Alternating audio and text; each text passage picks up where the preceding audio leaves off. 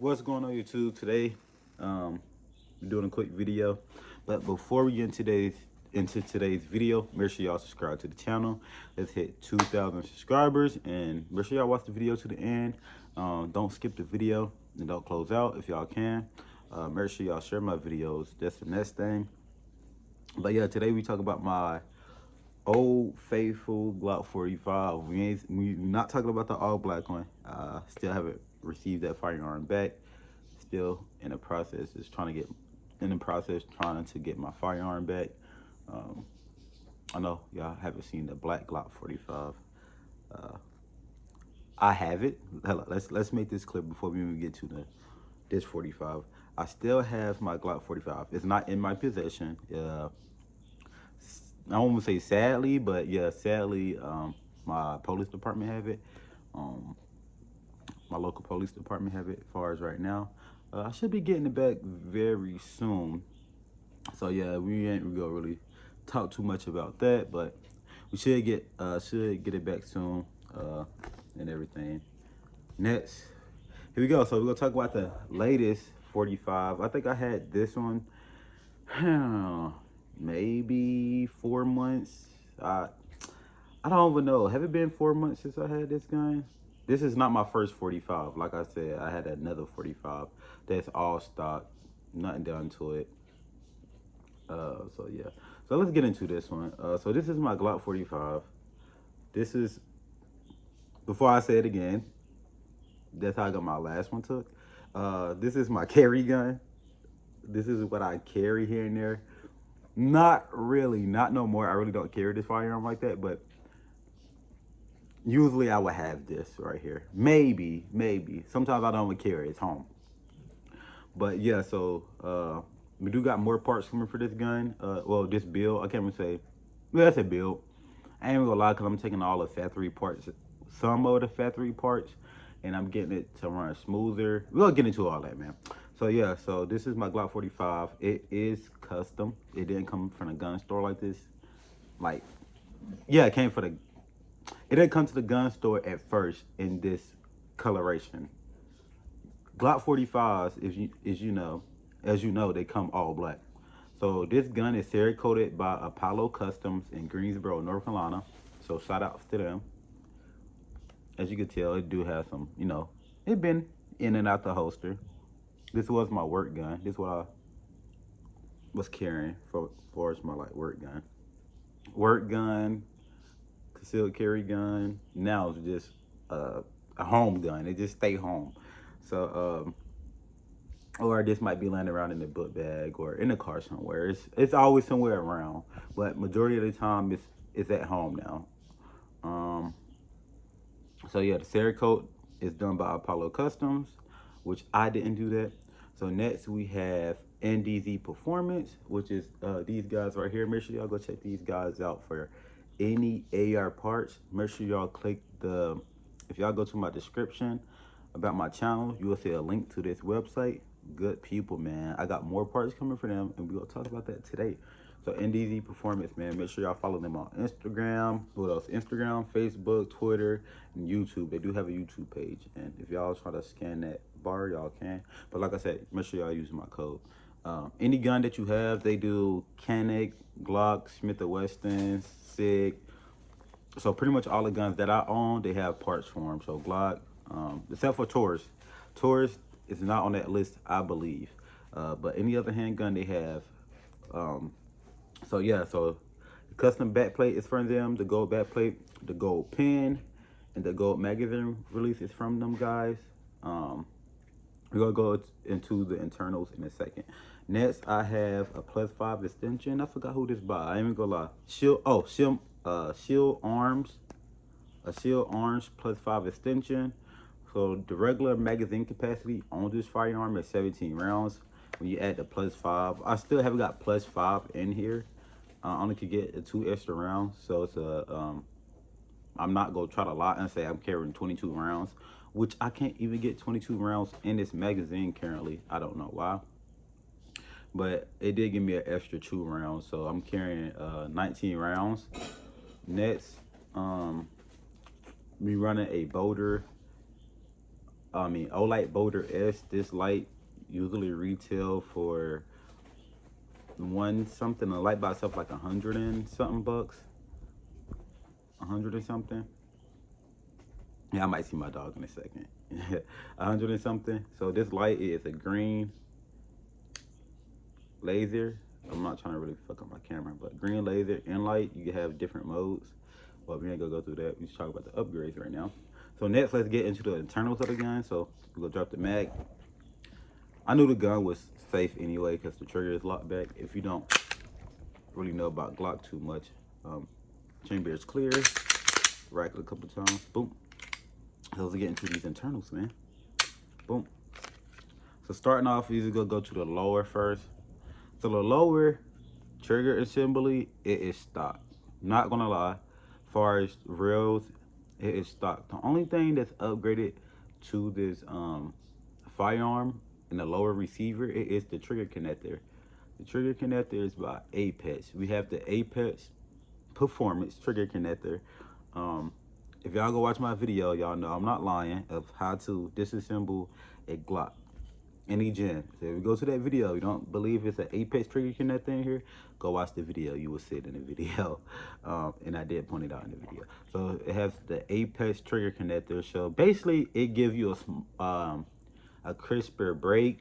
I noticed after I keep putting rounds to it, because I got it and I installed it. It was good. Like now, at first I couldn't really like tell a difference. I kind of did, like more of a shorter break it felt like, and a little smoother. So now that I put rounds through it, I think I done probably put like 100 rounds through the trigger connector. It is very much crispy. So let's go get into the new part that I have coming in about this gun too. So yeah, I got the Apex trigger connector. That's about the lower. So that's pretty much all done to the lower. Other than the gold parts, these gold parts, it don't do no performance. It's just all cosmetic looks. So the gold parts is cosmetics, but the trigger connector, uh, smoother take up, stuff like that, shorter. I think it do give you like a little shorter break to it breaks. Next, y'all gonna notice this right here, man. Like I said, everything is pretty much getting upgraded on this gun. This is not the Fat 3 dual recoil spring. So you know anything about Glock, they always come with a dual recoil spring. So this is a tungsten, as you can tell. It is a metal. It's not the plastic Glock recoil spring no more. This is a tungsten 13-pound recoil spring. So I'll tell y'all about that. When y'all start messing with y'all guns, internals, and uh, springs, you could like make your gun have malfunctions.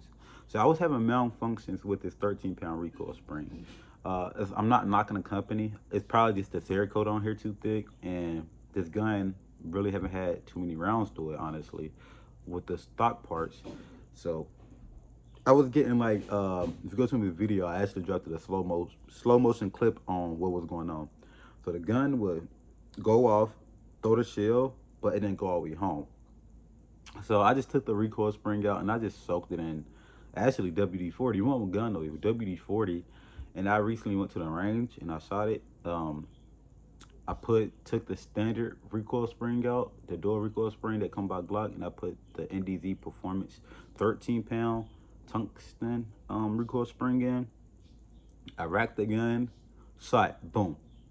And I squeezed the trigger again, but it just gave me a click. So I kind of, which I wish I got that on video. I kind of did a quick look. I turned the gun over and I realized that it didn't chamber all the way. So I just racked it real hard. Got that round out of there. It was a live round, so it threw the shell that I shot out, and it put a live round halfway in the chamber. So I racked it again. It went all the way home. Shot a whole magazine through it. Do I still trust it so far? I haven't put enough rounds. I only put 19 rounds through it. So I don't know. I had one hiccup since I oiled the spring and let it sit out. So one hiccup so far. I haven't put enough rounds through it to say I really trust what I'm doing to my gun. And that's the other thing. Once you start messing with springs and your trigger, you kind of start taking away from reliability. As you know, Glocks come straight out the factory, except for the triggers. The triggers is like spongy. If you really like a gun head, you pay attention to like different stuff like that. But at the end of the day, I know if I put this baby back to, I don't even got to be stocked though. At the end of the day, I know if I pick up this gun, it's gonna go boom every time. You feel me? So yeah, like I was saying, that's that. So going on to the next thing that I have coming for this gun. So as you know, you got to know about guns to like figure out what's going on. You feel me? A lot of people, let me move this magazine out the way. A lot of people get guns and they start, see, that's that 13-pound recoil spring. Pretty smooth, pretty simple. So, oh, let me show y'all the Apex trigger connector. I don't have no spring weights done to this. I mean, no trigger spring. It's the all-stock trigger spring. The only thing that's upgraded so far, as far as performance, is the spring and the connector. So I'll go show y'all the brake. So that's the take up. As y'all could tell, y'all see my slide moving back and forth. And I go get into that in a second. So look, boom, brake. See, that's what it was doing if you rack this off. Watch this, watch the reset. Short reset. That's one good thing about the Apex Connect that I realized.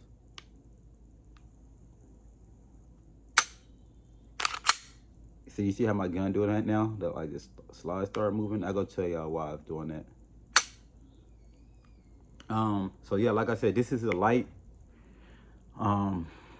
It's a light recoil spring. It's not the standard Glock recoil spring. So I'm about to change out the striker spring weight. So I go tell you what the striker spring weight do. So with the striker spring weight, it drops your trigger. It drops your trigger weight. See, a lot of people don't know that about firearms, man. Well, Glock. So right here, I'm doing this with my left hand. So this right here is your striker. That is a spring. Sorry for the background noise. That is your spring, your striker. It's a spring on your striker. And that goes to your, I can show y'all. Oh, what's the name of it? So that sits right here on that bar. That's your trigger bar here. So what happens is the striker connects to your trigger bar. And once you rack it, the striker, let me pull it back. The striker, back of the striker bar falls behind that. So, which this is a stock striker. So, which means it's 6 pounds. I'm changing the internal striker spring from a 6 pound to a 4 pound. So, let's go lighten my trigger pull and everything. So if y'all kind of getting the concept what I'm doing with this gun, you know it's gonna be a fast gun. Like Glocks, like you can rapid fire a Glock fast stock. So I'm just upgrading the more, so, you know, get them shots downrange and make it a quick gun. I'm trying to build a kind of a race gun, but for concealed carry, make sure it's reliable. But before I even refer all these parts to do to our gun and try to make it faster, I will do my own research, my own test on these parts before I say, oh, if y'all want y'all Glock to shoot faster, y'all want to make it a reliable concealed carry gun still, I'm not gonna tell y'all about these parts without me testing them. So that's what I'm doing for y'all. So yeah, we had a striker next, and after I test the 4 pound striker, we're gonna move on to the plunger, the safety plunger, and we're gonna get a reduced safety plunger spring. Then yeah, we'll go from there. I was thinking about throwing a radiant afterburner on here, but I'm not. I'm gonna throw some suppressor height sights. 9mm don't kick that much. It's manageable. But yeah, y'all.